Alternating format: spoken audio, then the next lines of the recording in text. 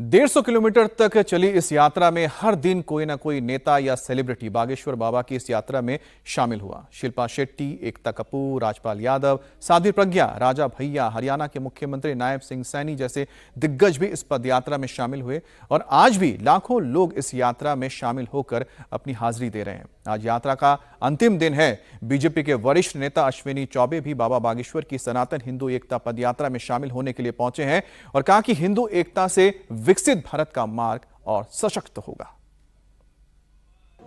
यह सनातन यात्रा जो हिंदू एकता यात्रा है, इस सनातन हिंदू एकता यात्रा के माध्यम से जो मान्यवर श्री धीरेन्द्र शास्त्री जी बागेश्वर धाम सरकार लगातार एक सप्ताह से इस यात्रा पर है।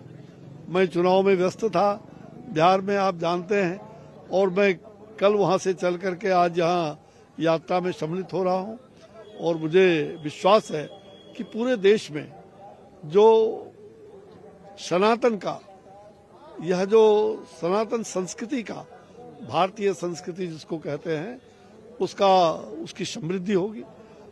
लोग एक सूत्र में बंध करके अपने देश को विकसित भारत बनाने का संकल्प जो है कि आज संपूर्ण हिंदू समाज हिंदू एकता को लेकर के चिंतित है और निश्चित रूप से हम हिंदुत्व एकत्रित रहेंगे, राष्ट्रवाद को लेकर आगे बढ़ेंगे तो पूरा विश्व हमारी प्रतिष्ठा को आगे बढ़ाएगा।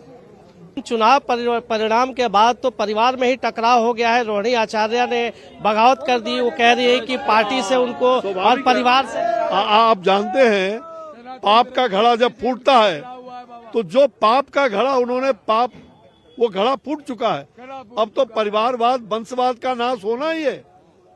ये अपने आप नाश हो जाएंगे। जो दूसरे को नाश करने के लिए निकलता है वो स्वयं नाश हो जाता है। और बाबा बागेश्वर ने कहा कि यात्रा खत्म नहीं हुई है, कुछ दिनों का विश्राम है। यात्रा तन से नहीं मन से जारी रहेगी जब तक देश हिंदू राष्ट्र घोषित नहीं हो जाता। 5 सूत्रों के साथ भारत में सामाजिक समरसता के लिए हम लोग कार्य करेंगे।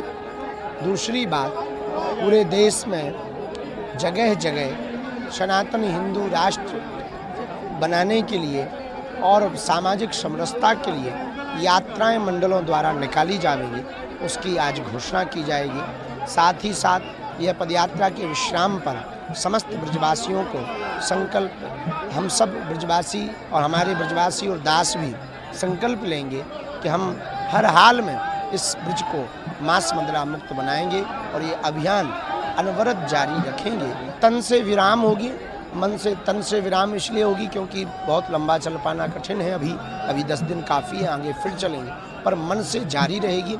यात्रा विचारों से जारी रहेगी। यात्रा विश्राम नहीं लेगी जब तक भारत हिंदू राष्ट्र नहीं हो जाए।